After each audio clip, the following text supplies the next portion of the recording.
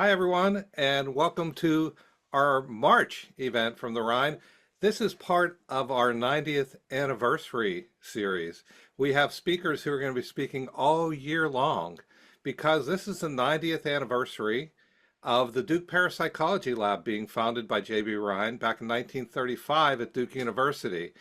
We have a number of different speakers, but tonight we have a very special speaker, Mitch Horowitz. I met Mitch, I guess I was probably about 14 years ago, I think. I met Mitch around the time that this book came out called America, Right, right. which you might see. It's around that time. Mitch came to the Rhine and he gave a talk on his new book and his knowledge of the occult and his knowledge of B Rhine and what has been done in the field of parapsychology. He just was fascinating as a speaker, being able to stand up and really have a very conversational presentation about these topics. He went on to write a number of books. I actually have to read them because he's written so many. One Simple Idea is another one he came out with, The Miracle Club, Daydream Believer, Uncertain Pieces. But his most recent book is called Practical Magick, and it talks about magic. You guys ought to take a look at Amazon, take a look at online, and see if you can find some information about it. Mitch has been speaking about these topics in many different forms over the years. He's been to the Rhine a number of times, but he's also been on shows like the CBS Sunday Morning, Dateline, All Things Considered. He's been on the TV show The Unbelievable with Dan Aykroyd. He's had a number of different appearances there. He's done movies about the occult and talked about different topics related to what we explore here. And he has a great history of B Rhine. He really has a wonderful way of putting it in perspective, and I hope we will hear a lot more about that tonight. Thank you for being here with us, Mitch. Thank you so much, John and Sally and others and all my friends at the Rhine. I'm delighted to be joining you tonight to celebrate the 90th anniversary of the Rhine Labs, about which I'll be saying more. Um, I want to talk to you about the life of J.B. Rhine and Louisa Rhine and the legacy that they created, both intellectually and I would say in terms of the cultural influence that I think has not been fully digested by our culture. There's so much to say, and as I always try to do in these situations, I'm going to attempt to bring in some practical ideas as well, because JB and Louisa's ability to forge a path where there was no path, to blaze a trail where there were no blazes, and render parapsychology into a recognized, if contentious, academic science. I'd like to believe that contentiousness doesn't come from our neighborhood. Um, we welcome critics, we welcome authentic skeptics, we welcome scrutiny. But the rest of the mainstream culture does not necessarily feel that way, and they resort to a lot of pejoratives and sentimentality and kind of a willful misunderstanding of the wonderful body of data that JB and those who followed in his path, of whom there are many, have produced, validating parapsychology. I'll also say a word about why I feel so truly optimistic about this moment for parapsychology. And I am not one to voice hopefulness or optimism in some rote or cheap way. If I was giving this talk a year ago, I probably would have said something to you as if we were stuck in the ice in the Arctic, and well, folks, let's keep our chins up. Maybe there'll be better tomorrows for those who come after us. But my attitude has changed, and it's changed for very specific reasons, which I'm going to share with you. Um, JB and Louisa Rhine were born both in the 1890s. JB in 1895, Louisa in 1891. JB in the town of Waterloo, Pennsylvania, which is in central Pennsylvania, and Louisa in an island actually, sitting in the Niagara River, not far from the U.S. Canadian border.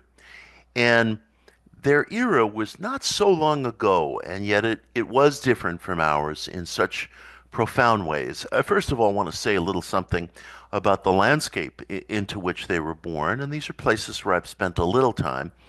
It's a tough landscape. Central PA and northern New York State, along the Niagara, are places with a spring and summer that come and go too quickly, and fall and winter that are wet, tough, lingering. Although there's very fertile, beautiful farmland throughout central New York State and upper New York State, central PA is with some exceptions, maybe the Gettysburg area, is a little tougher. It's a knotty, rooty, rocky area. Certainly prolific in terms of agriculture and wild stock and coal mining, but a tough landscape. And life is not easy there, especially in a gaslit, coal burning era like the one that JB and Louisa grew up in. And maybe for those reasons, maybe for those environmental, cultural aspects of the geography and of the era, there was no fickleness in their lives. These were individuals who, even as adolescents, took ideas with a great seriousness. And that's something I really miss in our world today. Social media has certainly not changed human nature, but it has brought out the worst traits of human nature, where people make all of these pronouncements about what they believe or what they don't believe, and um, pronouncements in this Manichaean way about good and evil, and and yet, there sits some guy in his den, consuming a bag of Cheetos with no skin in the game. And these were young people who always had skin in the game. Uh, JB and Louisa, although there was an age difference, they were roughly 4 years apart. They met when he was about 16 and she was about 20. Apparently, um, Louisa's family leased property to JB's family, and she encountered him as this young man who was very bookish, a voracious reader, took religion very seriously. Um, she must have noticed how handsome this 16-year-old stranger was. JB always had that look about him that said to me, if he hadn't gone into parapsychology, maybe he would have gone into the movies.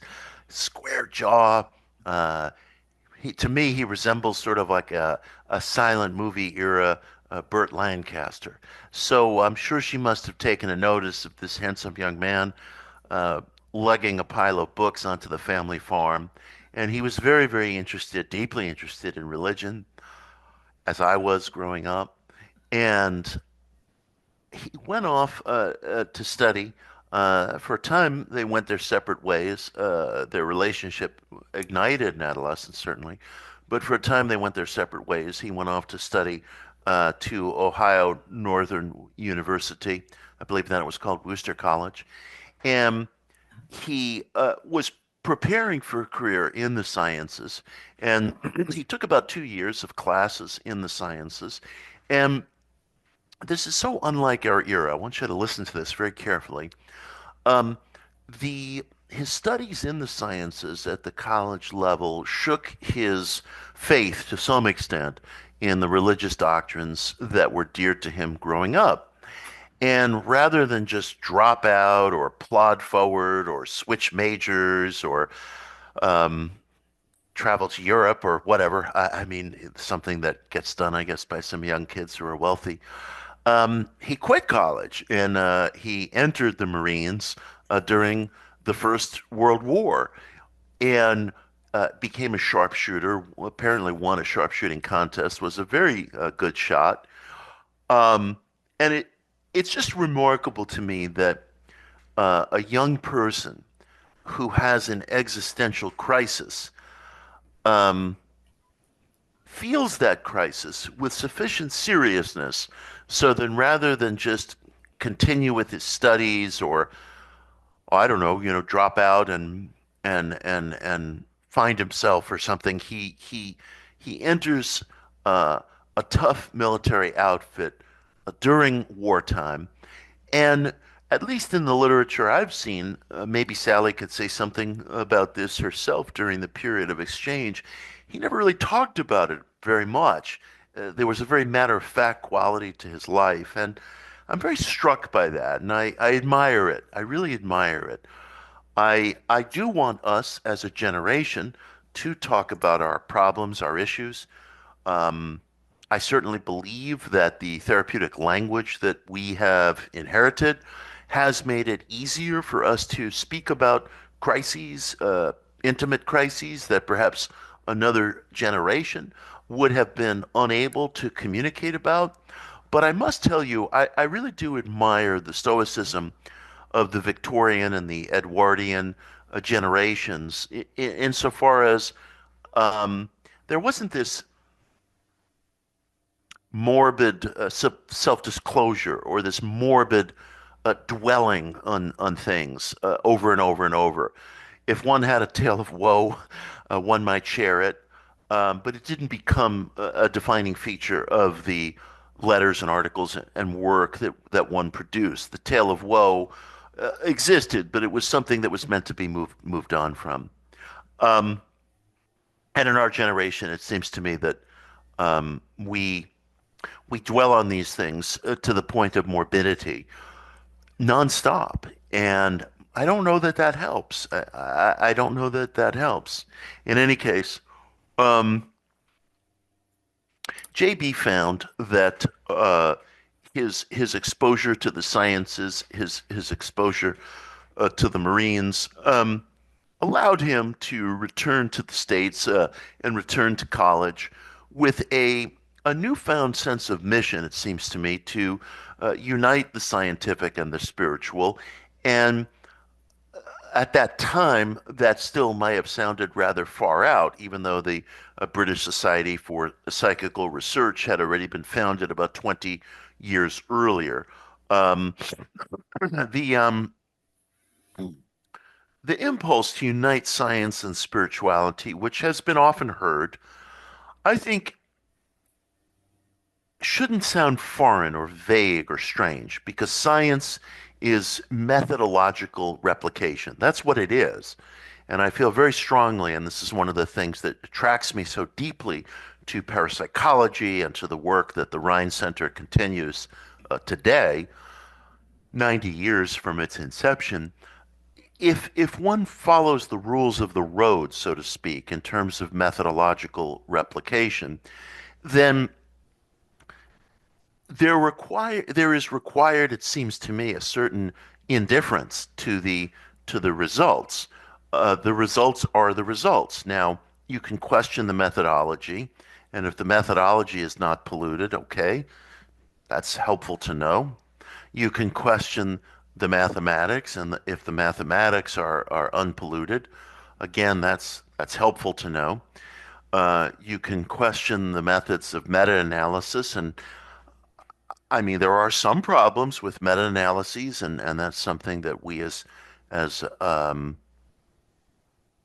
people with deep-seated interest in parapsychology can have a discussion about. But if the methods are sound, then confirmatory results from a meta-analysis are likewise to be taken with an appropriate indifference.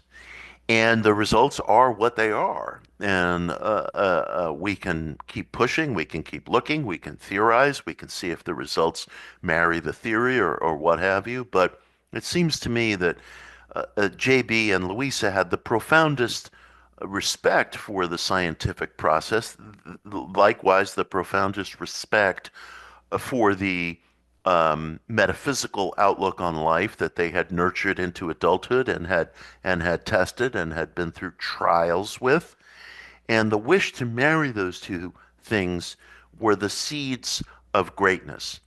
Uh, JB joined Louisa at the University of Chicago, where she was already enrolled in a program of botany, natural sciences, and statistical study.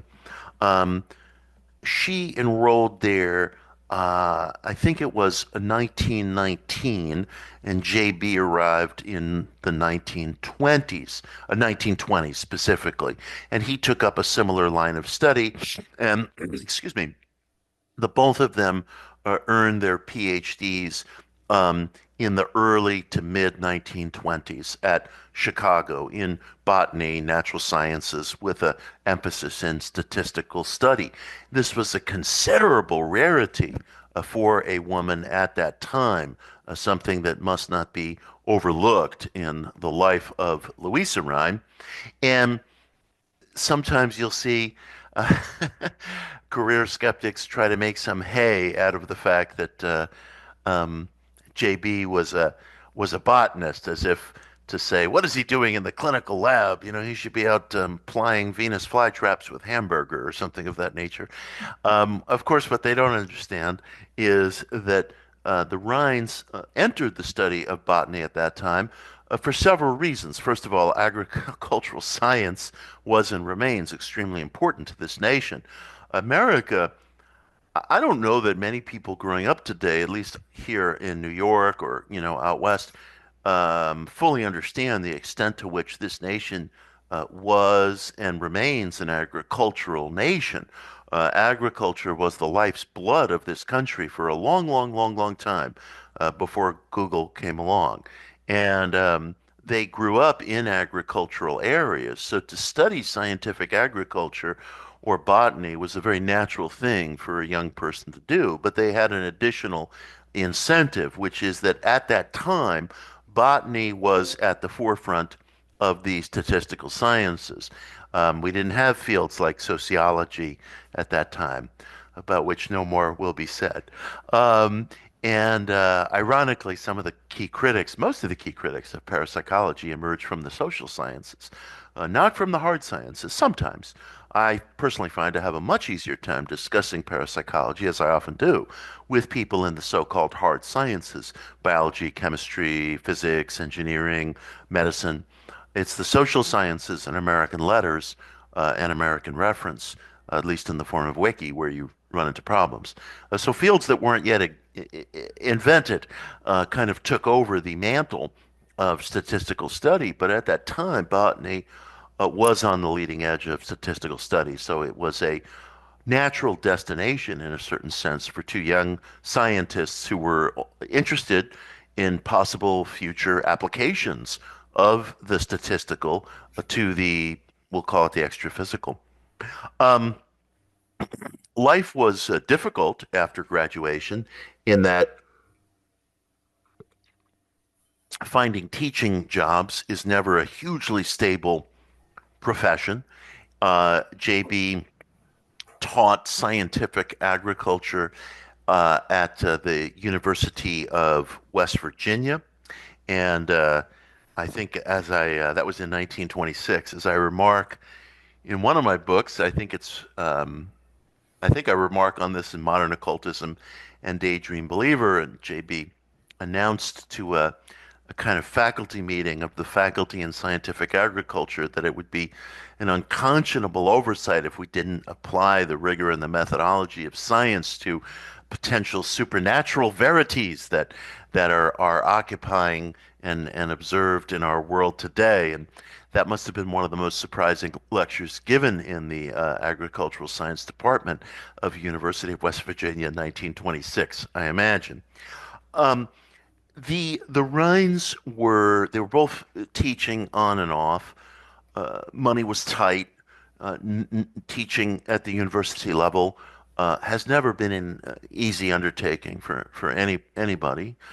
And excuse me, they they were trying to find ways to marry scientific study to what at that time was still referred to not infrequently as spiritualism.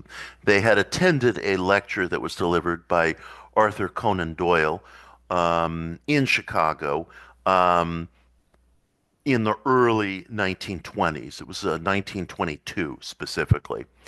And Conan Doyle was an enormously impressive man. He was a hugely large man. He could fill a room with his presence physically and and in terms of character. There was a kind of right proper Edwardian English classicism about him. He was, as I'm sure most of you know, a deep and committed advocate of spiritualism, and JB and Louisa were deeply taken with his sense of seriousness, his masterful delivery, his integrity, and it was a source of significant inspiration to them. Now, JB and Conan Doyle later feuded because JB wrote a paper under the auspices of the Society for Psychical Research in which he questioned the authenticity of one of Conan Doyle's favorite mediums, Minna Crandon, also known as Marjorie. There is a legend um, which I have verified only to the extent of being completely unable to verify it, and I think it's false, that Conan Doyle took out a full page ad in a Boston newspaper, Boston being the home of Crandon, saying J.B. Rhine is a colossal ass. I have looked everywhere, my friends, and found no evidence that Conan Doyle ever did any such thing. I have spoken with a fellow historian who some of you know, Stacy Horn, and Stacy likewise came up empty-handed. I think it was just something that somebody wrote down somewhere and other people rushed to copy it. And if there's one thing I've learned in the field of historicism, and I used to think this was limited to occult history, and I've since learned that it's just rife everywhere, is you got to double and triple check everything because the soberest, plainest quote that you'll come across from a non-controversial figure like Thomas Edison in a non-controversial publication like, I don't know, some nationally known newspaper from once upon a time appears nowhere else, and the author didn't interview the guy, and you know, so many things that are just, I'm not going to say fabricated, but that are just myth wind up in print for one reason or another. And everybody loves telling that story about Conan Doyle and JB, but for the fact that it apparently never occurred. um, I also want to say a quick word of defense of Conan Doyle. Conan Doyle was, like me, a writer. He was, like me, a layman. He was not a scientist. He was not a parapsychologist. He did allow his enthusiasms to escape with him sometimes, as I probably do myself. And he was not as credulous a man as he is often painted historically. Supposedly, the low point of Conan Doyle's career is marked by a 1920s book called Coming of the Fairies, which I'm sure some of you have heard of, in which two young women in the British countryside snookered Conan Doyle into believing that these blatantly fake-looking cutout images of so-called fairies frolicking in the English countryside were real, whereas they are fakes. And the little fairies are held up by hat pins, and at least one was apparently cut out of a Parisian fashion magazine. Um, Unlike most people who like to make fun of Conan Doyle, I've actually read The Coming of the Fairies, and I can assure you it's written in a more hedging, more tongue-in-cheek fashion than most people understand. I almost wonder if it's Conan Doyle who's not having the last laugh on all of us. I'm not sure why he wrote it. I certainly don't think it warranted a book. Maybe he was just writing too much at a belated point in his career. He didn't have the best judgment, but I can assure you, the old man did not say, "Well, there you have it, evidence of fairies." It's very tongue-in-cheek. It's a very enjoyable book. Um, and I think it's also important to realize psychologically that the post-war, post-World War I era was a profoundly traumatic generation for many people. I don't think we as a 21st century public, certainly not those of us who live in North America, can understand the death and the carnage and the destruction that World War I wreaked around the world. It was just horrific. There are no words that can be applied to it. And Conan Doyle suffered particular tragedy. His eldest son died, if you can believe this. His eldest son died in the war exactly 11 days before the armistice took hold. I mean, can you imagine the agony of that? That war should have ended. I'm not going to go off on a jag about the First World War, but that war should have ended by armistice um, in its opening months, and the years and the carnage that ensued, and the fact that the armistice took so long to take effect, which was really just an excuse for prevailing powers to engage in land grabs, and that he would lose his son 11 days before the armistice took effect, while the ink was drying, is more painful than I suspect many of us on this call can understand in terms of our own gut level experience. So I think history has been somewhat unfair to Conan Doyle. But nonetheless, JB and Louisa were very stringent about these things, and I don't think they wanted to do battle with Conan Doyle so much as they said, "Hey, look, if we're ever going to drag spiritualism into the age of science, we're going to have to start to be very impeccable of ourselves, and we're going to have to do a lot of house cleaning." Now, through those events, JB became friendly with William McDougall, who was president of both the British and the American Society for Psychical Research. Um, the uh, the societies, and particularly here in America, the societies were riven by, I suppose you could say, different factions. One faction was more interested in pursuing questions of life after death for obvious reasons. It's the perennial human question. Another faction was more interested in pursuing questions of mental phenomena, psychical research. And the psychical research faction, so to speak, felt, look, we have to be able to crawl before we can walk, walk before we can run. If we can find evidence for extra physical mental phenomena, then it stands to reason that there is a playing field or a non-locality to existence. And this non-locality naturally serves as the foundation stone for further studies into after-death survival. McDougall was the titular leader of what might be considered the more, and I hate applying these words, but you'll forgive me the generality, the more conservative faction, which wanted to study psychical phenomena and mental phenomena. And JB, because of his background as a scientist, and maybe because of some of his experiences with Conan Doyle and spiritualism and the fakery that had gone on, JB was more interested in psychical phenomena at that time, not by any means writing off the question of pursuing after death survival as a research subject, but again, starting from block A and then moving progressively forward.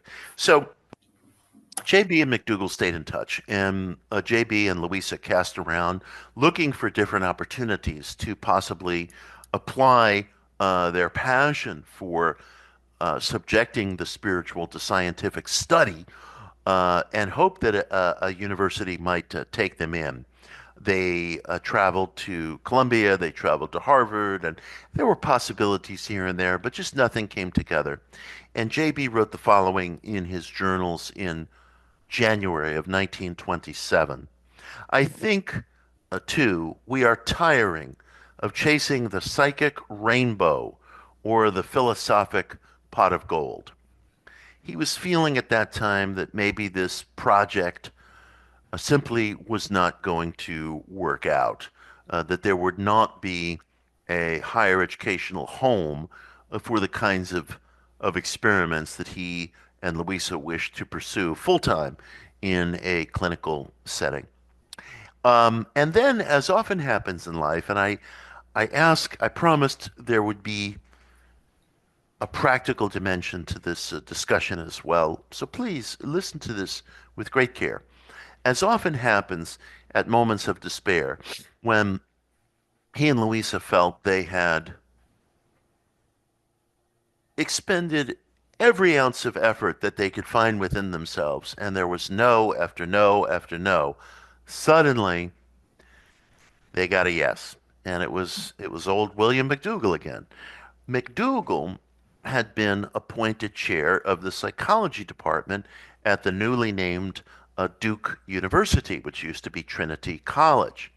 And Duke was really growing because Duke was the benefactor of some very, very serious, heavy philanthropy that was coming out of the tobacco growing community. Big tobacco business in the area, and and they wanted a university to go with the burgeoning society that was growing up around them. Um, it could be a real help to people. Well, I'm going to say two different things. Um, First of all, I believe, I really believe that barring extreme countervailing measures like wars or illness or natural disaster, I believe there's something lawful about what Gurdjieff, the philosopher G.I. Gurdjieff, called unflinching perseverance. Just keep going and going and going. It's not uncommon. I found this in my own life. I suspect some of you have found it in yours.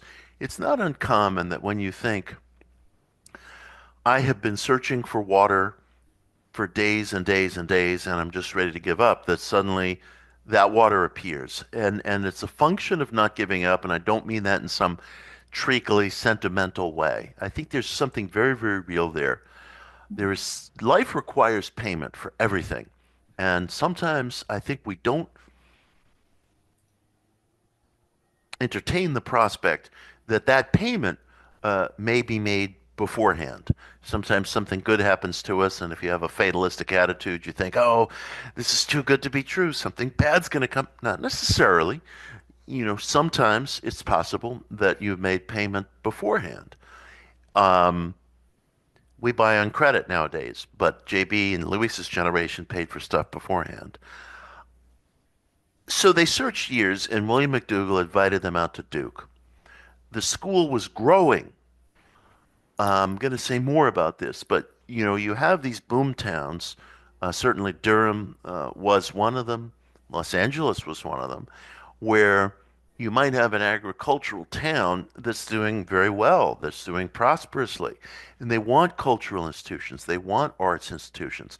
This is the kind of thing that benefited the esoteric scholar Manly P. Hall, contemporaries of the Rhines. They didn't know each other, to my knowledge, but Manly published his great book, The Secret Teachings of All Ages, in 1928 at age 27, similar age to JB and Louisa, little younger, but similar age, similar career trajectory. And Manly, in years ahead, was able to build a beautiful campus, still standing, called the Philosophical Research Society in LA for the exact same reason. LA was transforming from a ranch town, a cow town, an orange growing town, a nascent movie town, to a shipping and railroad and oil producing and economic uh, monolith. And and people who lived in the town, the wealthy folk, the farm, the orange grove owners, and the railroad folk and oil well people, they wanted that place to have culture. They gave money to Krishnamurti. They gave money to short story writer Raymond Carver. They gave money to Manly P. Hall. So J.B. and Louisa, after much struggle, found themselves in a not dissimilar situation. And they went to Duke around 1927, and they received certain grants to do experiments, to teach here and there. It wasn't until 1930 that MacDougall made JB a formal part of the campus.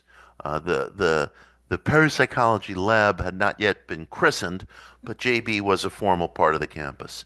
Now, In 1929, the Rhines adopted a young son, Robert, after the death of a prematurely born infant.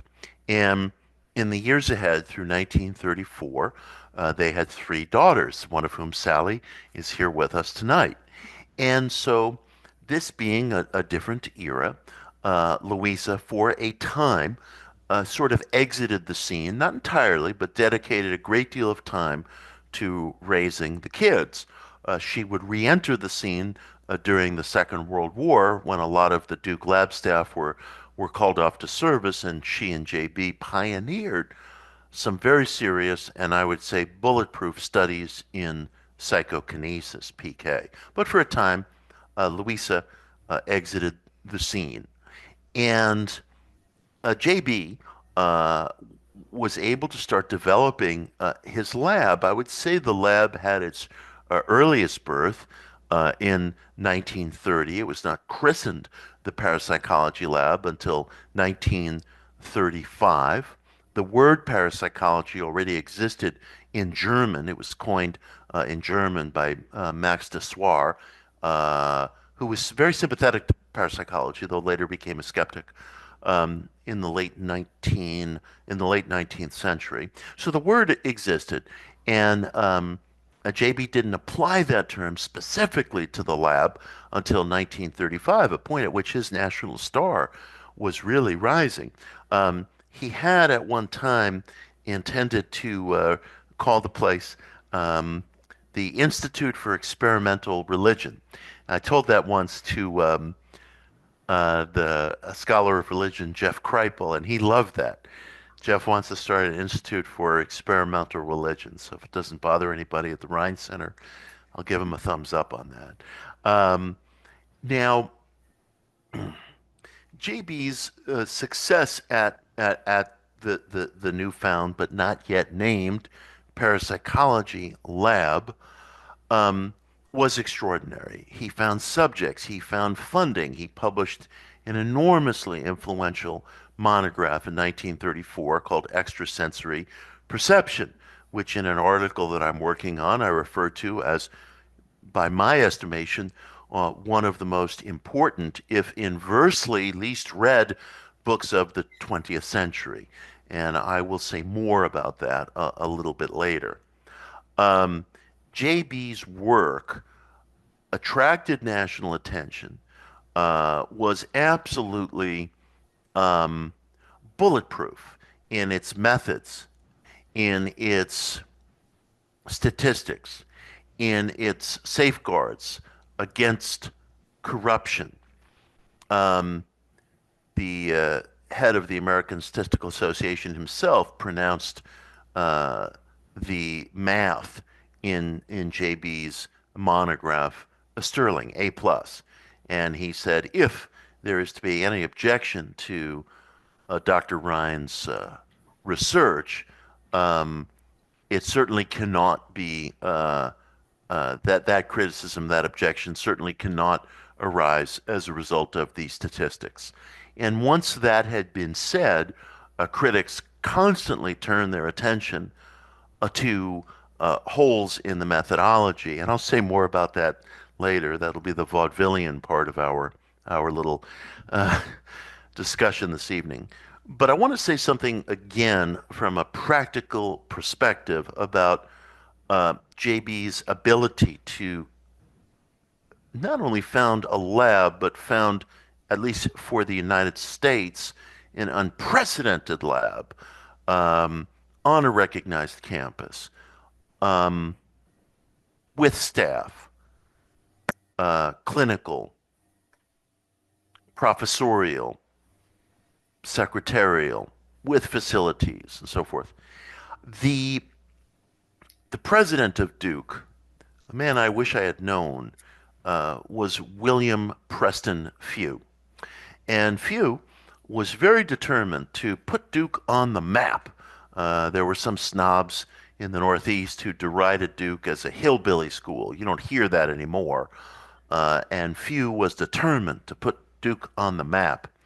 And he had money connections, and he had vision, and he correctly saw McDougall as one of his hand-picked star faculty who would begin that process. And few really, really liked JB. He was a big supporter of JB's work. Now, um, Few's wife was interested in spiritualism. She was interested in dowsing. Several of the wealthy um, tobacco farmers who were on the board of trustees, Obadiah Harris, formerly the president of PRS, now deceased, told me, always get a board of trustees with money. And I said, I'll do my best, Obadiah. So easier said than done. But wisdom there, wisdom. Um, the board of trustees had several members who were wealthy tobacco farmers, and dowsing is an old Southern practice. It had roots in the South, and they took seriously questions of the extra-physical. And William Preston Few felt that JB was really just an enormous, promising young man to enter the campus scene. And he said to him, look, my hopes are that one day you might write something to surpass William James's varieties of religious experience. Um, and I don't know that JB specifically wrote something that would surpass varieties, but certainly the work he did, James died in 1910, and certainly the work he did brought parapsychology into the scientific firmament in a way that James uh, could only have dreamt of. And I know James would have been very, very, very proud. And so I think invoking James's name in connection with JB was right on Few's part. And I want to say something else, and I mentioned this as a footnote in one of my books, and I think it bears shouting out. Look, not every one of us have choices as to where should I go and work, where should I plant my flag, it's kind of like saying, be sure that board of trustees is wealthy, nice principle, easy, tough to carry out. But I'm convinced that William Preston Few is a kind of under-recognized hero, as far as I'm concerned, in the story of modern parapsychology, because you can't be fighting the boss. The boss has to dig you, has to be interested in what you're doing, has to believe in you. There's going to be enough blowback from faculty members or conventional minds to give you lots of headaches and lots of problems. Spend your time defending your work, not defending your life, in terms of your salary or your budget levels and so forth. If you can find a place to plant your flag where the boss gets it or the administration gets it, and these things are always going to change, of course, it's going to make just a huge difference. I can't imagine JB coming to a place where either the administration or the department head was unfriendly and trying to build this controversial lab from that starting point. It seems to me it would never work. The department head, McDougall, was friendly. The president, Few, was friendly. Um, some days, y'all, there are just some days I feel like sometimes giving administrators the ability to just do things by fiat gets things done a lot more quickly and a lot better. Here in New York City, where I live, we have CUNY, the City University of New York, and I have one friend and one now deceased kind of role model, both of whom were named professors at various CUNY campuses by fiat, by the campus president or by the campus chancellor, and they both have brought such wonderful life to the campus. And if that had gone through the endless committees and box checks, it never would have occurred. So sometimes a person ruling by fiat can get some good things done. At least this happened in the founding of the parapsychology lab. So, so JB, he puts out um, extrasensory perception in 1934, and the critics throw fits. But the stats are absolutely validated, and the work at the lab continues apace. And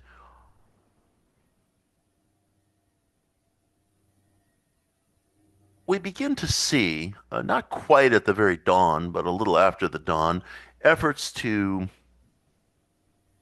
discredit the parapsychology lab's methodology because the mathematics cannot be discredited. That case is bulletproof. And the methodology is conducted with such scrupulousness and such care that the excuses that the critics come up with are really appalling. I mean, they're funny. You know, I'll mention one that I just read tonight. There was a chemist, Irving Langmuir, and um, he called it pathological science, postulating that the subject was reading the uh, symbols on the Zener cards uh, in the glasses of whomever the test experimenter was. Well, I wasn't there at that time, and since JB and Dr. Pratt didn't wear glasses, I'm not really sure what the problem was. But, you know, when you have to stretch to that point, it really ought to be embarrassing. But for the fact that if you go on the beloved source of stoicism and intellect, Wikipedia today, you'll find that the article on Zener cards quotes uh, Professor Langmuir's supposition that the images were reflected in the glasses. And there's a part of me that wants to, you know, hold a séance with Arthur Conan Doyle and say, pal, is that really the best you can do? I mean, really? I know it passes muster on Wikipedia, but really? These were the kinds of ridiculous brickbats that JB had to deal with. And he did deal with it. And this is where I want to say something about the man himself. Um, I get very inspired by characters, by personas, and then later I enter the work. It's been that way with me all my life. I get interested in a Manly P. Hall based on the character. I get interested in a William James based on the character. And yes, I'm going to say it. I get interested in a Madame Blavatsky based on the character. There, I said it. And and I get interested in a JB and Louisa Rhine based on the character. And JB demonstrated such a solidity in the face of all this unreasonable criticism. And he displayed increasing transparency, never once retreating, never once resorting to kind of emotional outbursts or anything of that nature in letters, um, but rather just said, you know, look, I'm going to take a long-suffering approach to this. I'm going to welcome any investigator of any level of credentials into my lab. I'm going to open the books. Um, I'm going to keep publishing journal articles. I'm going to keep making sure we vet them. I'm going to keep making sure we um, open our pages to our critics and our adversaries. We're going to keep pursuing relations with scientists who really care, whether it be Foundation Executive Warren Weaver or any number of others who visit the lab. We're going to let Timothy Leary himself come and visit the lab. Sally is beautifully quoted in Stacey Horn's book Unbelievable as saying that Leary engaged in some sort of soupy dialogue about you know, some sort of treacly metaphysical principles that neither she or JB were particularly interested in, but they welcomed him along with Ram Dass, Richard Alpert, into the lab. Um, Transparency and a calm, steady-handed response was always JB's style, always.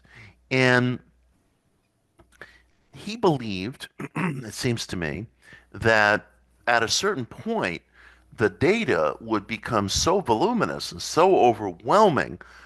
My God, I think by 1940 they had 1 million trials in the database, or 1 million runs on sets of Zener cards. I mean, the numbers were staggering, much better than numbers that we have in our digital age for pharmaceuticals that we're all taking. Um, and and JB felt that the sheer voluminousness of ethically gathered and parsed data would be enough to convince the critics. Sadly, he was wrong because we as a human species we never change our minds about anything because we use our emotions and not our intellect. a great teacher of mine who's now dead. Once I was in a dicey situation, and he said to me, use your passions, use your intellect, not your passions. Use your intellect, not your passions. And science, like money, is a product at least as much, if not more, of passions, of emotions, than it is of intellect. And that's why nobody ever changes their mind. I sometimes encounter people who ponder the pedagogy of changing someone's mind. And I understand why they care because they might feel they have a political position, a social position, a scientific position. And I used to be this way myself. And they felt, if only I could break through, if only I could just frame it in a way that would break through to the skeptics. And it occurred to me at a certain point that, and when I say skeptics, mind you, I'm using that term in terms of the career skeptics. These people cannot be reached. They cannot be reached for the same reason that I cannot reach a religious fundamentalist somewhere because we're all using emotion, and data will never overtake emotion. It's just deny, deny, deny, or affirm, affirm, affirm. Emotion is more powerful than intellect, as another great teacher once said. Pitting the intellect against the emotions is like pitting steam power against nuclear power. It's just nuclear that's going to win out every single time. So JB, as an idealist, a title anyone should be proud to bear. JB, as an idealist, did not realize that logic and intellect and integrity were not the keys to the kingdom in terms of science.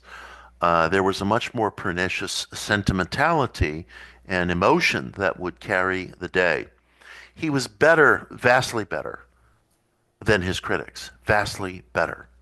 And we all, as human beings, have another trait, I think, which is that we only can see in others qualities that we harbor within ourselves. So, for example, a cynical person or a dishonest person, that person does not look at another and see honesty. He sees trickery or some angle that's being worked or weakness. An honest person, an ethical person, an idealistic person, he looks at others and thinks, I can find a way. I can find a way to break through. I just have to demonstrate that we're on the same team. I have to demonstrate that the stats and the numbers, they're real, they're valid.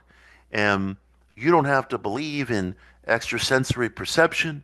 You don't have to believe in the verity of telepathy or clairvoyance or anything.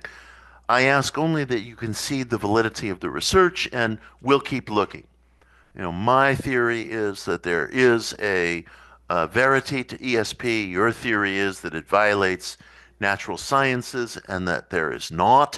And we can abide that, but we cannot abide shutting down research. The idealist thinks that way. The idealist thinks that way.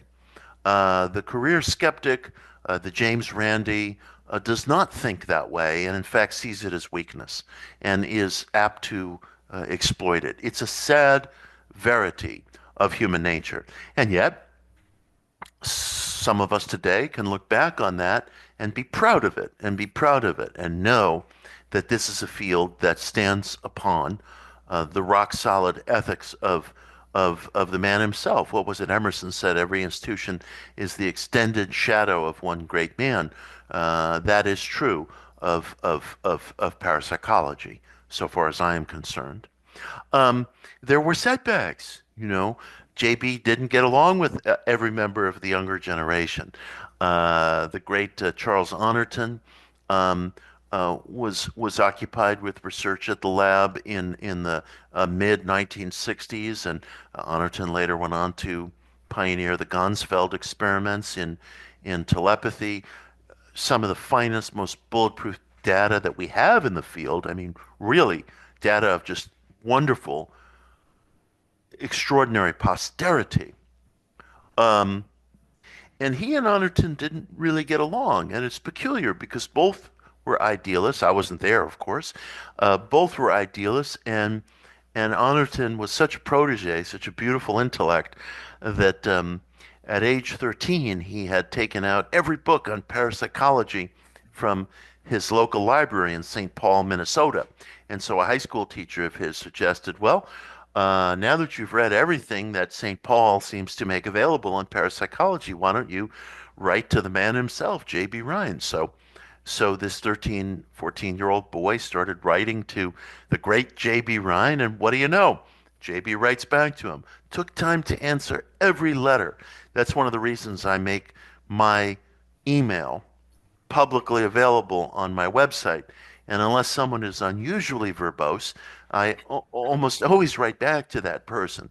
I would like to think that that is an inspiration from J.B. Rhine. I don't like this business of public figures hiding. I don't like this business of people um, listing institutional email addresses that nobody answers.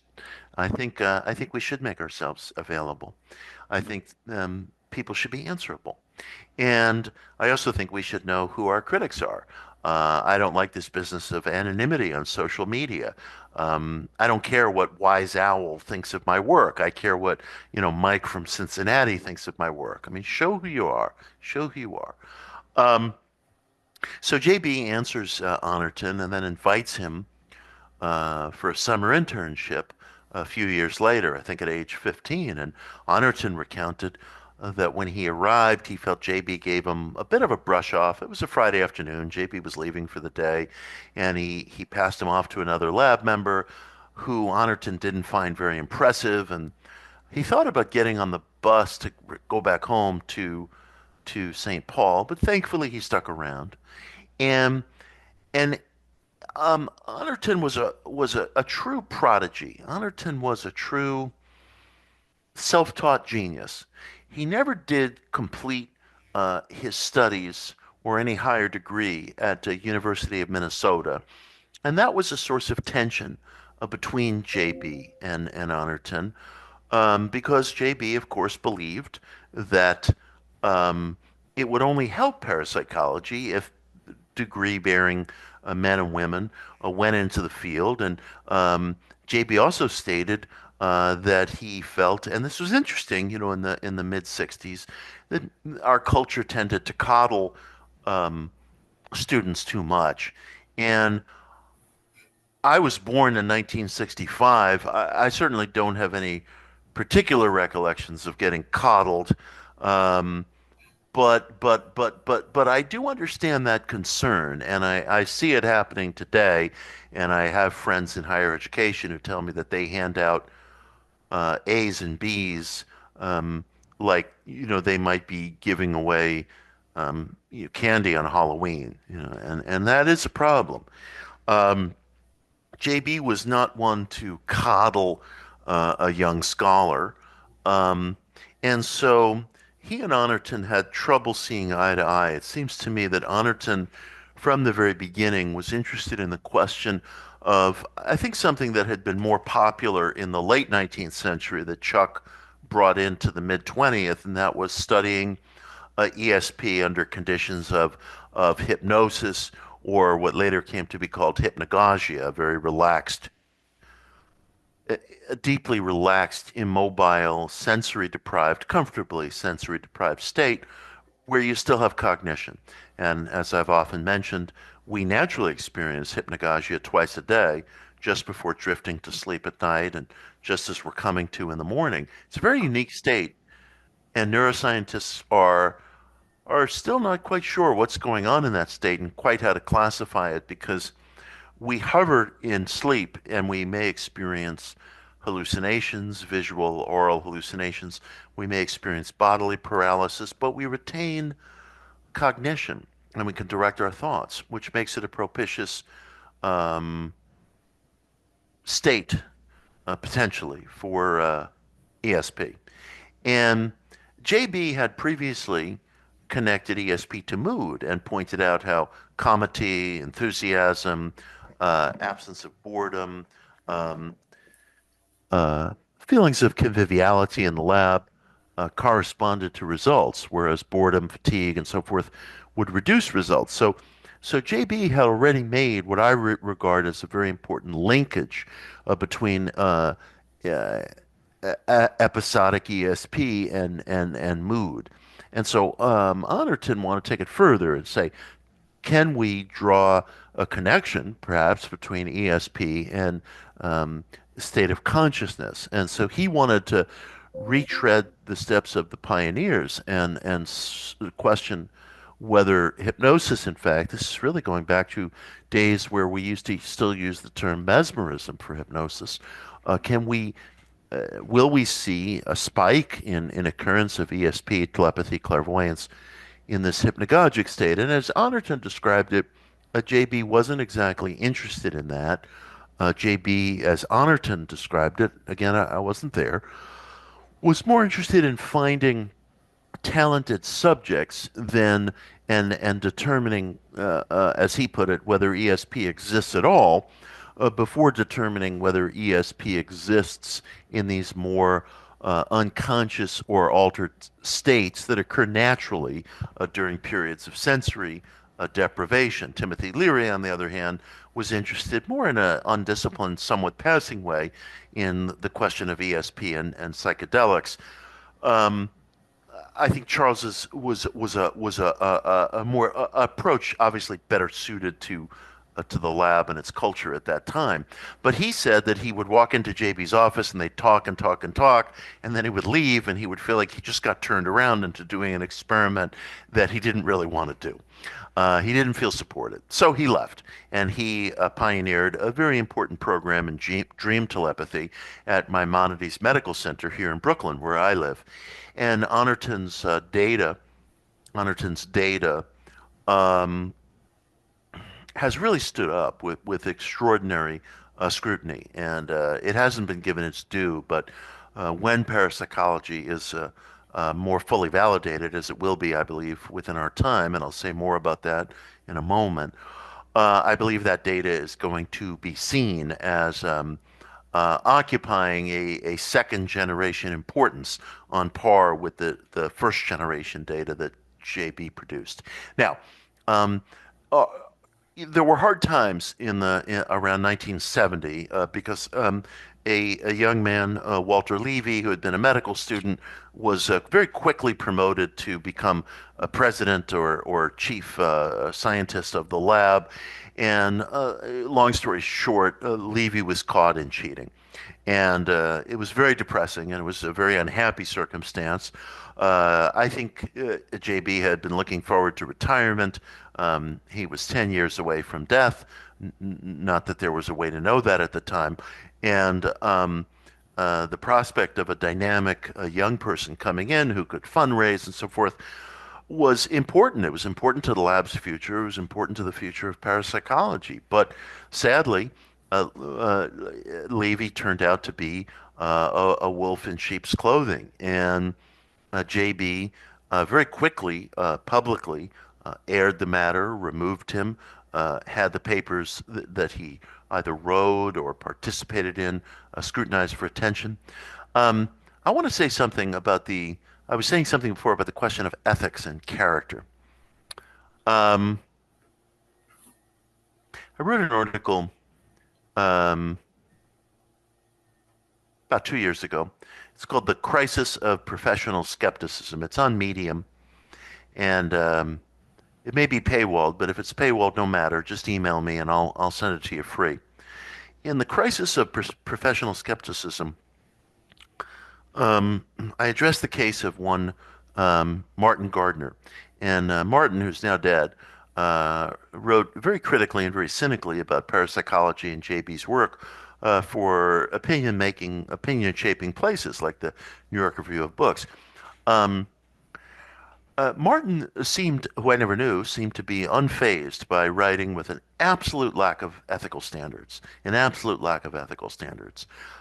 He wrote, maybe in the 1980s, after JB's demise, that that there had been this cheater at the lab, Walter Levy, and typical of JB, typical of JB, coddling cheaters, never named him. Not only did he name him, but he named him in the first line of editorial in the Journal of Parapsychology. There had been two editorials. In the first one, JB named him by initials only, maybe on account of the fact that he was young and he didn't want this to follow him for the rest of his life. And then he realized, look, I need to completely just pull the curtain off this so nobody pounces on it, and he named him right there. And it's extraordinary. And I wrote this about Gardner. Now, Gardner surely knew that he named him. If next to me, there's probably no layman as well read in parapsychology next like Martin Gardner, except I'd like to believe that I report the facts and Martin did something different. And I wrote about this article and I showed, column to column how Martin said that JB never named the cheater and Martin knew the facts. And I showed a column saying, look, he named him in the first sentence. And I had people writing to me with this vituperative hatred, saying, I know what you're up to, Horowitz. What am I up to exactly? But again, it's all emotion. It's all emotion. Now, Dean Radin, a great parapsychologist who I know many of you know, he pointed out to me that ethics come from the emotions. So a person without fine emotions, it seems to me, fine sensitivity, cannot have ethics. So I'm perplexed. I'm perplexed about the career skeptics, and I suspect they're perplexed about me. We cannot understand one another. But in any case, there were tough times, at the lab, and JB did his best to clean it up as quickly as possible and bring in new people. Sometimes I fantasize about whether JB and Chuck might have been able to get along better. I wonder sometimes if there was a little bit of prejudice against Chuck because he suffered from dwarfism and he didn't present this kind of dynamic ideal. Uh, Maybe JB also felt that Chuck was not an effective fundraiser and that he needed somebody in there who could do the things that McDougall had done and that few had done. The lab was now off campus and fundraising was very important if it was going to maintain its program. Whatever the case is, it didn't occur. And sometimes it needs to happen that way. The protege might need to leave the shadow of the mentor. Um, and we make wrong decisions in life. I've made wrong decisions in life. And you go through it, and hopefully it proves refining. William Blake wrote, opposition is true friendship. So the Levy episode passed, and other presidents and board members were brought in, and the lab obviously continues today, both as a public educational center, apropos of what we're doing tonight, and a sponsor and a laboratory for parapsychology research. And thankfully, thanks to the efforts of Sally and Barbara and others, uh, JB's papers and Louisa's papers have been preserved in the Duke Department of Special Collections, and that is just a unique resource for future scholars. And of course, at least one book has come directly out of that, Stacy Horn's Unbelievable, a book I will continue to recommend for the rest of my life. It's such a wonderful book, so filled both with scientific verity but also pathos. And Stacy really understood, I think, the effort that the Rhines were making and continue to make. Now, you may wonder, given everything I've just said, why I'm in a good mood, why I believe that parapsychology is due for validation. I would not have said that 10 years ago. I would not have said that 5 years ago. I don't know that I would have said that 5 months ago. But the fact is, I do think that we are living in an era of dramatic realignment. I hardly need to tell you all that, and dramatic unfolding technologies that have not quite crept up above the waters yet. We talk about AI, we talk about quantum computing, but the truth is, lay people like me have only been exposed to prototypes or beta launches of AI or prototypes of quantum computing. It hasn't really reached the public yet. And and yet what has reached the public, to me, um, and let me preface my statement by saying that, like many of you, I have all the same fears about AI and quantum computing as every wage earning person in this country does. Is it going to replace trucking? Is it going to replace writing? Is it going to replace narration? There are times, believe me, I'm happy I'm sort of at the tail end of my career rather than the beginning because these are fearsome questions and I haven't any answers. I do know a publisher friend of mine told me about 10 days ago that for the very first time, he had encountered an author submitting a book that was written by AI, and it was very distressing. Um, and I didn't ask him who, and I don't want to know who, but he said, "Believe me, it's a well-known person, and it's somebody that you know and that you've heard of." And I did not regard that as good news. Anyway, noting to you that I share all the same caveats and concerns about these technologies that many of you do, I'm also profoundly excited about them, and that is for the following reason. Um, some of these technologies are creating their own database of evidence for the extraphysical. Um, and this database is being created by engineers and designers who are not looking for it. And there's no evidence so convincing as that which is unsought. We have a lot of accidental discoveries in pharmacology and the development of the internet and so forth. And I think we're on the brink of accidental discovery that is going to prove revolutionary.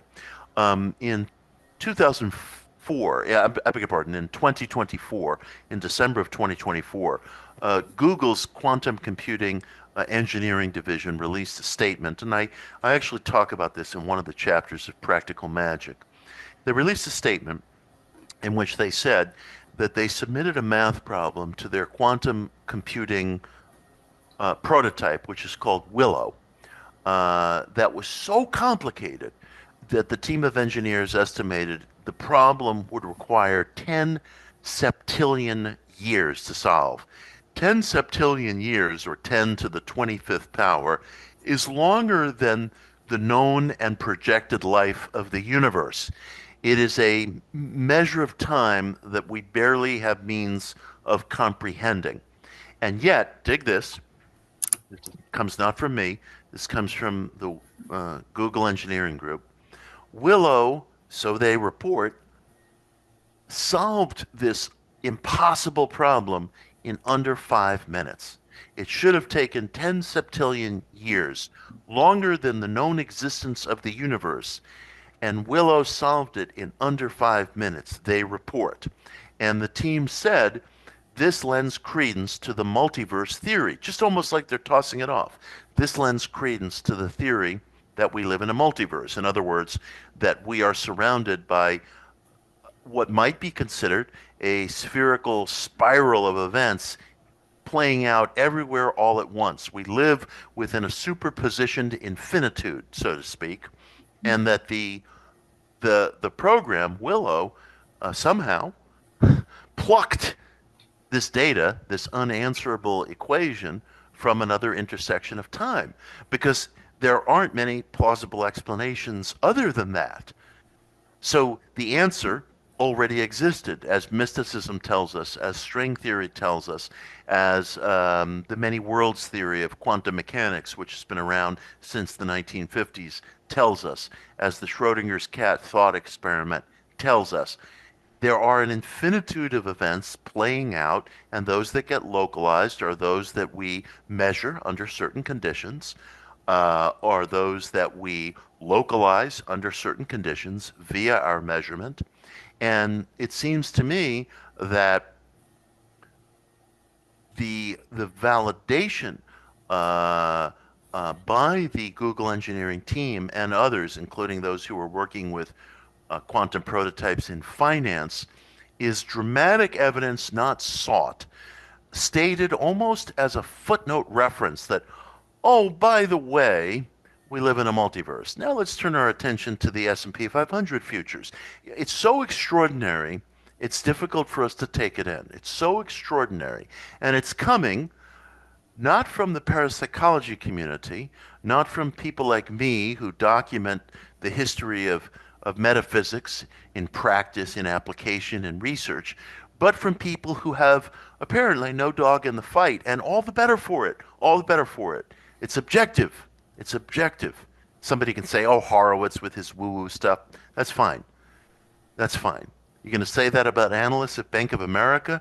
You're going to say that about um, the Google Willow prototype. You're going to say that about computer designers at Microsoft who are working on their own prototype, and they say, we seem to have created, this was announced several weeks ago, some of you remember it, I'm sure, we seem to have created a new form of matter because they've created an electrical charge at Microsoft, or so they report, that is neither zero nor one. It's not binary. It's either or. It's either or. It's superpositioned. It's a byte of information that's not a zero and that's not a one, the root of all computer programming. It's superpositioned. It's both. Maybe here, we should write it like this. I just invented this. This is the new, can you see it?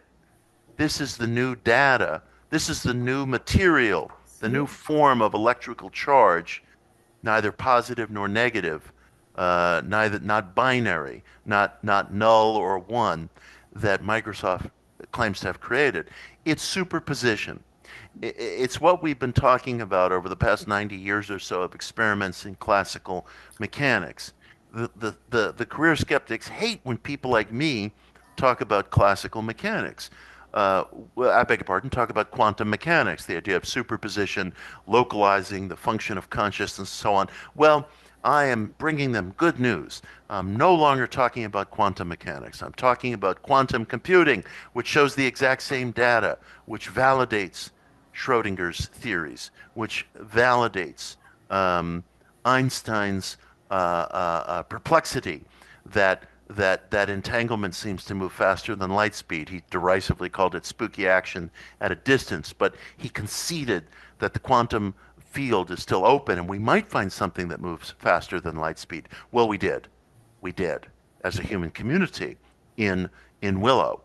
In this model that Microsoft is developing. And it's exactly, it seems to me, congruent with findings in the parapsychology lab, which tell us that information is transmissible beyond the ordinarily recognized five senses. Information is transmissible beyond the so-called arrow of time. Information is transmissible outside of space, time, and mass. These are congruent practices. They are congruent practices.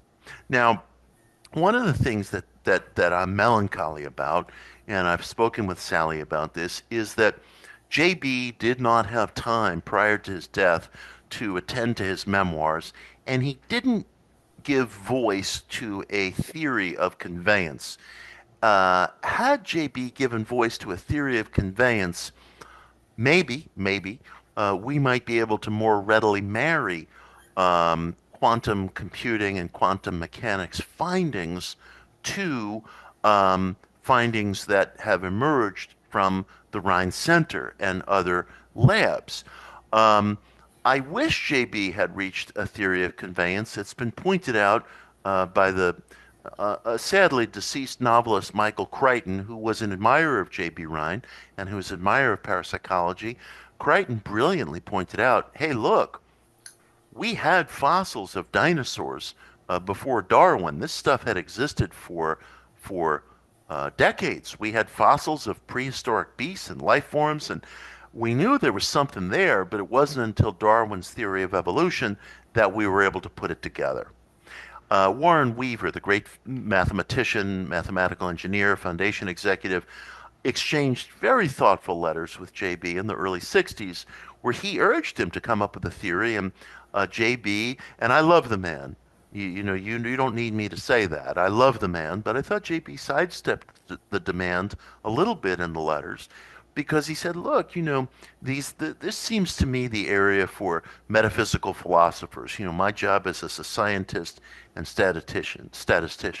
That very intellectual conservatism and solidity for which I love him may have been the wrong choice of tool, at that juncture, at that moment. He had long since published ESP after 60 years. He had responded to the critics.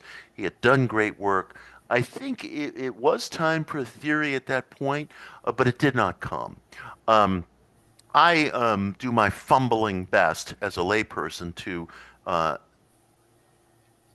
suggest a possible theoretical model in Practical Magick and other books. Um, I do so based upon some of the quantum material that we've just been talking about, and I feel certain that because of the bulletproof validity of JB's data, of Honorton's data, of BEM's data, of Braden's data, of data that's coming out of other labs right now, including the Rhine,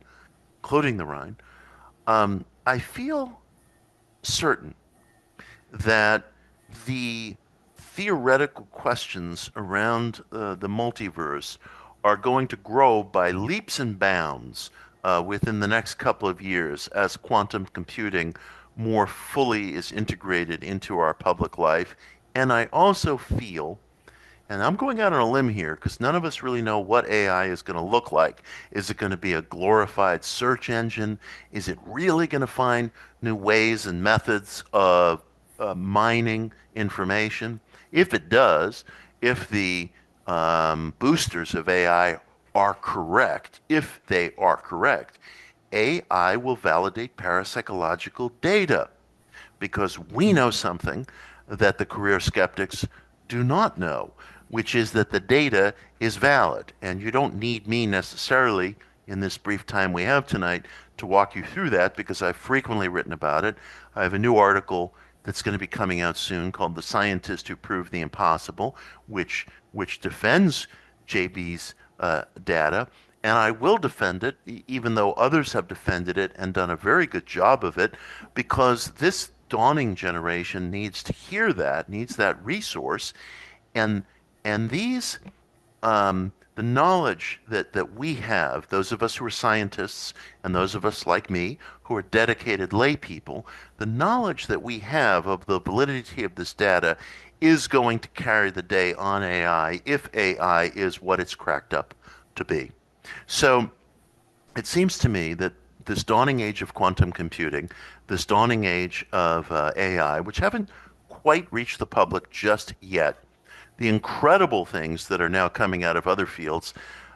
New findings last week from the James Webb Deep Space Telescope program have led one theorist writing in monthly notes of the a bulletin of the British Royal Society. He theorized that we may be living in a black hole because a majority of other galaxies that have been photographed are moving in an opposite direction from ours.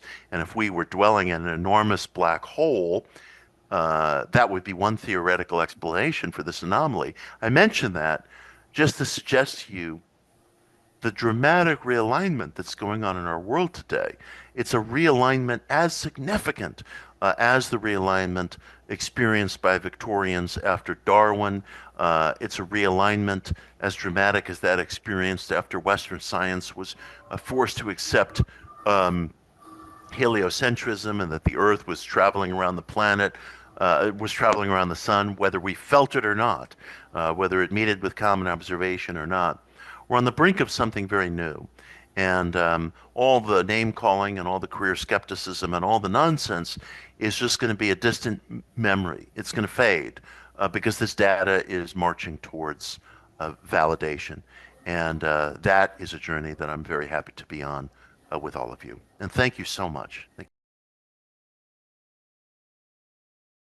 It's hard to know where to start here. You led us from, Arthur Conan Doyle in the early years of the SPR through the world wars, through the disruption of the 1960s and the counterculture and altered states of consciousness, right up into quantum physics and quantum computing and concepts related to the latest studies and latest discoveries related to potentially black holes. You really filled in the details Thank you. all along the way. It was such a nice way to kind of tell the story as Thank we you. went through it. Appreciate it. And Thank all you. of it in the context of J.B. Rhine and the work that was done at the lab Thank you. through all those years. And I really appreciated the amount that you emphasized Louisa's involvement as well, Yes. because her contributions are oftentimes considered secondary to JB. Yes. She was so far ahead of the sciences with Yes. the qualitative work she was doing before anyone else was doing qualitative research. She was really taking steps forward. And you know, when we consider all of these things, again, like I say, we had a lot of questions come up, but it's hard to know where exactly to start. So I'm going to go back towards where you were talking about Duke Hmm. and the origin of Duke for a moment here. And the reason I want to start there is because you were saying, well, the Dukes were starting this new university here, but it was being dismissed, and people weren't really looking at it. And you mentioned dowsing, Hmm. and I have a story about dowsing that I'm going to share very quickly because when I was first joining the Rhine and becoming engaged in the research, I was talking to my friends about it and living in the South here, living in Durham, and speaking to some of my friends who grew up in North Carolina. I was talking about this, and they really didn't understand what I was talking about. They thought I was talking about crazy stuff. And I Hmm. mentioned dowsing at one point, and this one friend said, "Dowsing? That's not weird. That's like Right. that was a normal thing to him. Right. He didn't consider it to be a paranormal event. They just did this when they were looking for water on the land that they had. Right. It Right. was a very common type of thing. Um, and one of the other things I think now that has kind of changed people's mind about Duke, besides the fact that they've become very strong within the medicine community, Hmm. um, happens to be basketball. Yeah. Oh, right. Of course. Right. I always omit that. A lot of people in the North have more respect for Duke now because they're They're playing defeating them. basketball Right. right now. Yes. That's a good observation. Yeah. Yeah.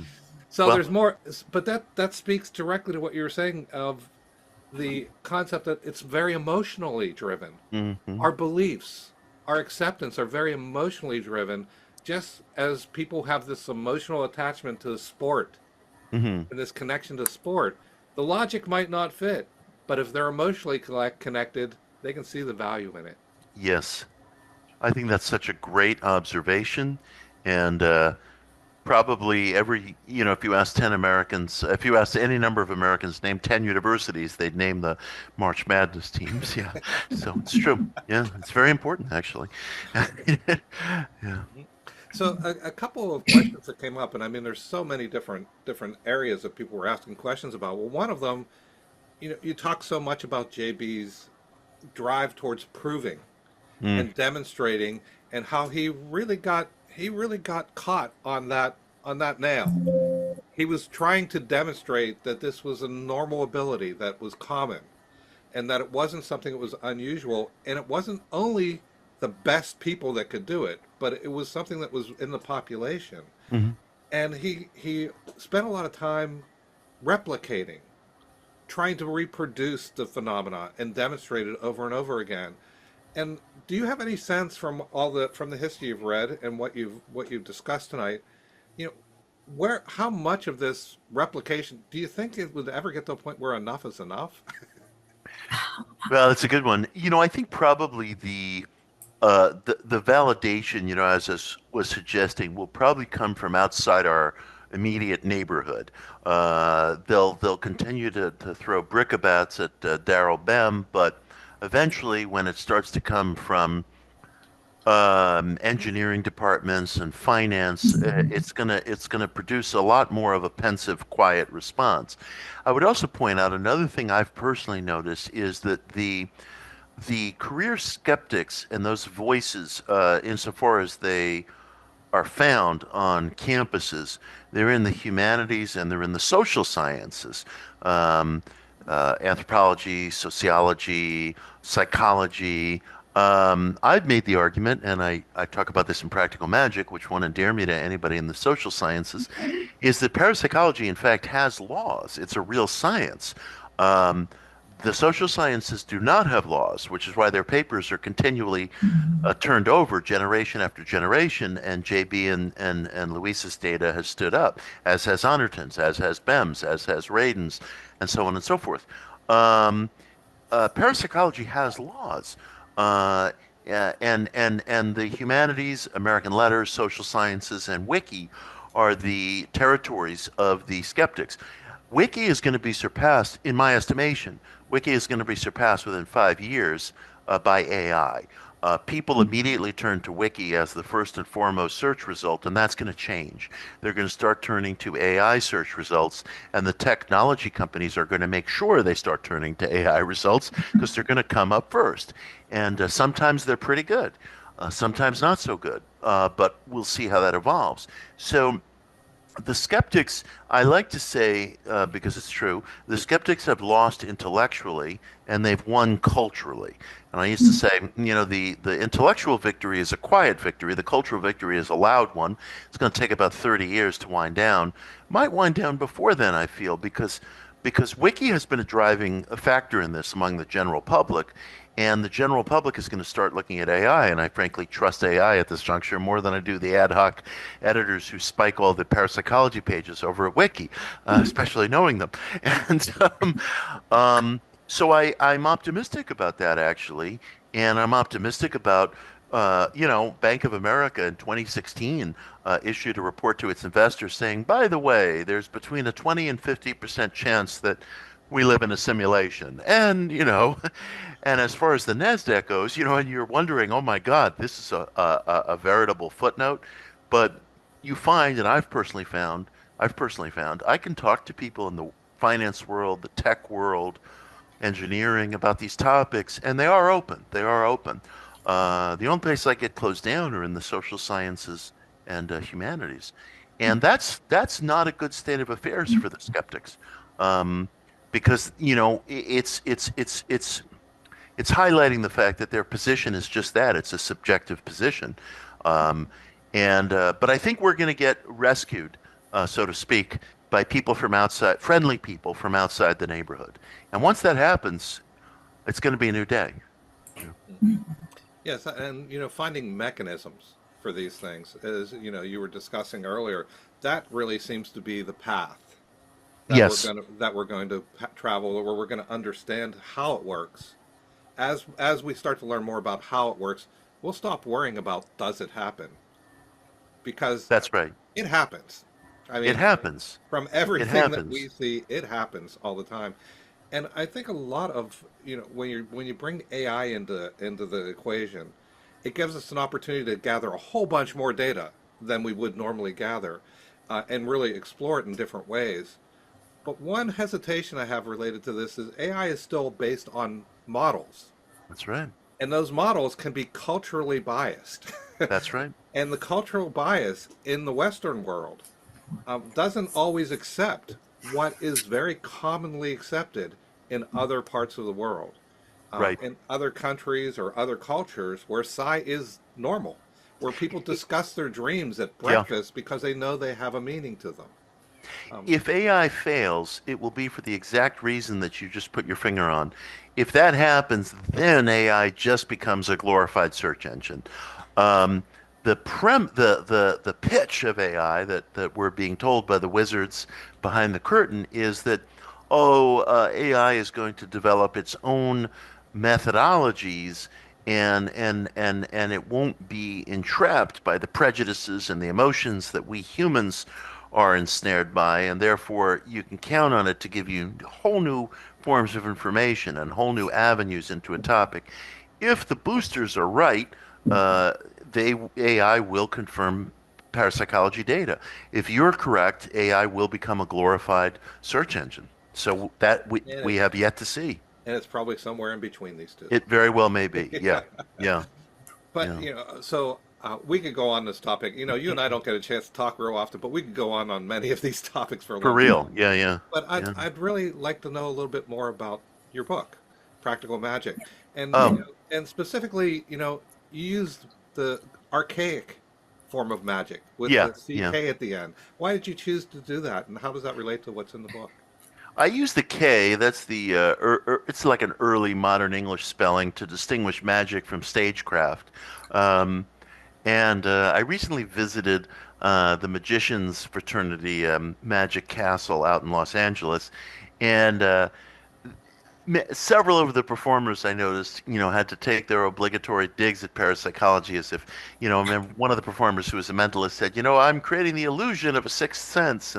Um, and I just wanted to distinguish uh, magic I define magic as causative ritual. So somebody could have a metaphysical interpretation of that as I do. Somebody could have more of a psychological interpretation of that.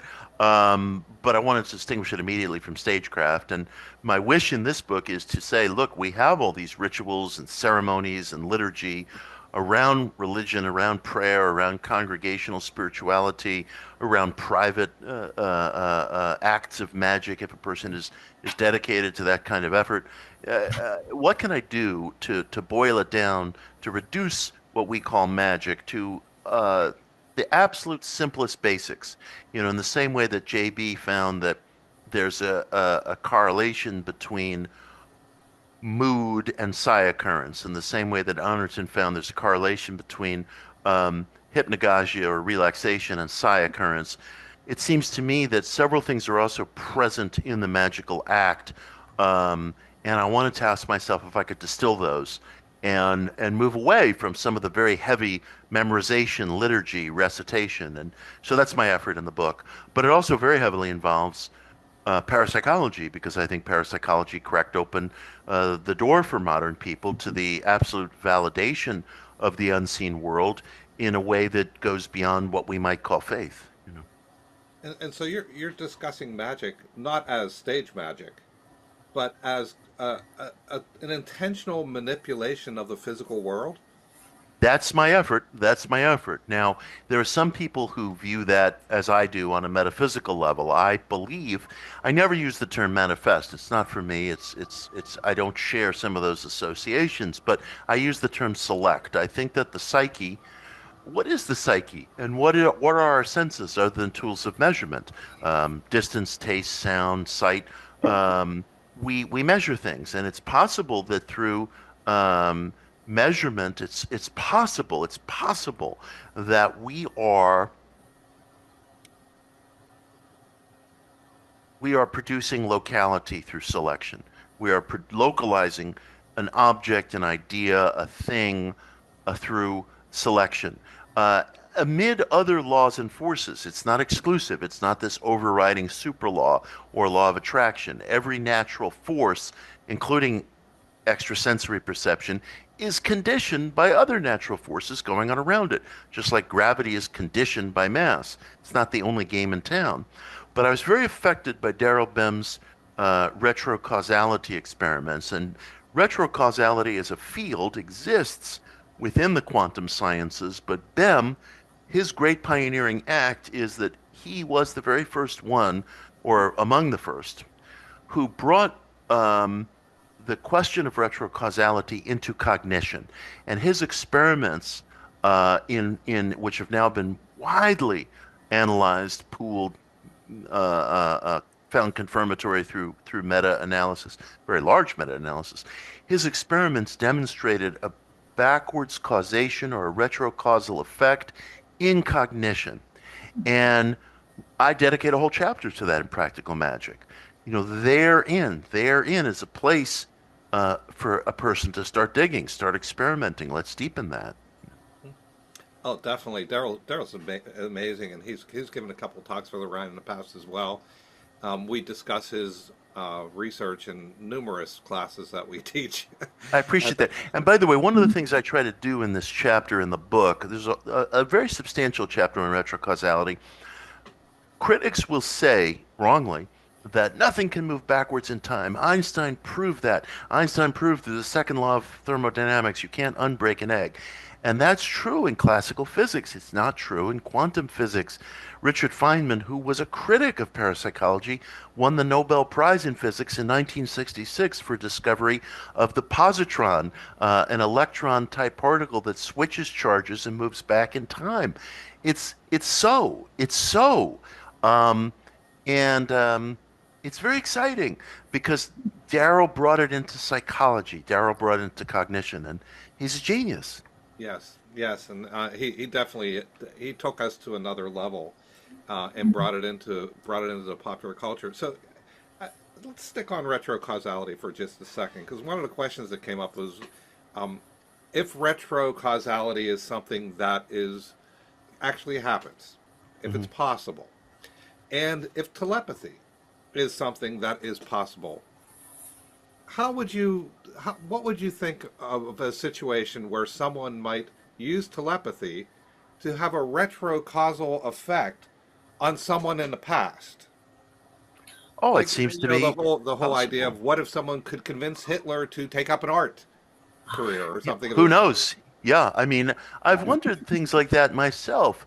It may be that there could be like let's look at string theory, for example, which postulates these different intersections of time on undulating strings, and we don't see what's going on outside of our immediate neighborhood, but boy, is it going on, and it affects things in our immediate neighborhood, and that might be the answer for entanglement or spooky action at a distance, so called. Um, there could be another strand in which Hitler did become an artist, and uh, and World War II never happened. But we might not know about it. It might not be something that we ever fully experience. It's difficult because in every treatment of time travel, there's this idea: you be careful. You're going to go back. You're going to step on a butterfly, and next thing um, Donald Trump is president. I'm only kidding. And and the truth is, um, we don't know the dynamics. It could be a wild array of strands of strings and different intersections of time. It's possible that we are at every moment localizing possibilities through attention, through perception. I mean, I might ask you, John, what were your mom and dad's name? Where did they do for a living? And you'd answer, and it would be as real to you as the words I'm now speaking. And yet it could be this instant that past was the one you localized. Right. Yes, or the one that we might choose to create next, which gets us back Correct. to magic, right? Right, correct. Yeah, Which yeah. which world do we choose to address our attention to next? Right, right. And I write about these things and I work with these things and I experiment with these things myself because I want people to feel an expansion of the possible levers on which they can place their hands. We are buffeted by circumstances that are horribly difficult and none of us can do anything about. Again, we live under multiple laws and forces. I cannot say that enough times. The laws of ESP itself are bended by other things that are going on. If there's a fire in the lab, everybody has to run out of the lab. There's not going to be ESP occurrence, necessarily in our orderly manner there. Gravity, as we experience it on Earth, is different on the moon, and so forth and so on. So there's conditioning going on all the time. But within that conditioning, I want people to feel that there are possibilities. I write about this in the book. Might be happenstance, but it occurred. There was a woman here in New York who desperately needed a job. She went looking for a job with a religious organization. She thought it was a slam dunk, and it didn't work out, and she was very unhappy. And she said, "What should I do?" And I suggested, look, I talked to her about Darrell's experiments, retrocausality. I said, keep applying for other jobs. We all have to do the things life requires of us, but along with that, keep honing the skills that you brought to that interview. Just keep doing it. Just keep doing it. It's just an experiment. And she said to me, and I could show you the emails, a week later, the boss man called and he said, "You know what? Another opening has appeared, just like this one, except it has more hours." And she was ecstatic. It could be happenstance, but the effort is worth trying. I'm certain of it. I'm certain of Right. it. Oh, definitely. And I love the way you discuss persistence and how important persistence is, and that moment of release Yeah. where it's almost like you're giving up, but you're not quite giving up. You're not quite giving up. And I've had those moments, and I've Yes. written about them elsewhere, where the most bizarre things occur, things that surpass any actuarial table estimate, things that surpass the law of large numbers, because there's emotions in the game, and it's very difficult to measure all the varied circumstances that are present when there are deep emotions at play as well. The need for something, the relationships around it, the variegated emotions around it. That meaning is very intimate to the individual. Yes. Yes. So I want to mention related to magic before I move on to the next topic. We have there's a researcher named Gerhard Mayer who's from Germany, and we're about to release a new issue of the journal with an article that he's written. It's an excellent article where he interviewed about 100 magic practitioners over a series of years and created a picture of what their practices are and Oh, I how can't they. wait to read that. Yes, it's really, really interesting. So watch for it coming out in the next issue of the journal that'll be coming out, well, hopefully within the next month. So before we wrap things up, this is the 90th anniversary of the Duke Parapsychology Lab, and where you've spoken a lot about the history and where your interest kind of drew you to the man J.B. Rhine, and you did talk about the character and how you're drawn into areas through characters. By the way, I think Madame Blavatsky was an intriguing character as well. I love the Theosophists for what they presented, but I'm interested in what how has the Rhine in particular had an influence on you, or what brought you to that specifically? I think I first learned about J.B. Rhine's experiments through the influence of Dean Radin and Ed May, both parapsychologists. And as I kind of cut through all the static and the noise and realized the verity of these experiments and the effort that JB put in and the ethics, the scientific ethics that he brought to the matter, I I I felt elated because I felt like it was possible to study a wildly unconventional a question, that of the extraphysicality of the psyche, a question that keeps expanding into interdimensionality and string theory and so forth. It was possible to study that without at any point loosening one's hands on the plow of realism and the capacity to approach a topic with real criticism and to have a debate with a skeptic, for example, and have it be a reasonable debate. I later discovered how difficult that was. Nowadays, the skeptics run from me. I've challenged two prominent skeptics to debates, and they run away from me, and which is probably a good idea. But the fact is, I was so elated to discover that people of the absolute intellectual depth of JB and Louisa and Pratt and others that were involved in the early days and later days um, were really trying. It was more important to them to be right than to win, and I felt that indelibly, and it worked a very strong influence over me. It was more important to be right, to get it right, than it was to win. And that these were not people who would flip over the chessboard if the experiment was going poorly. They would publish it. They would publish it and say, yeah, this experiment went poorly.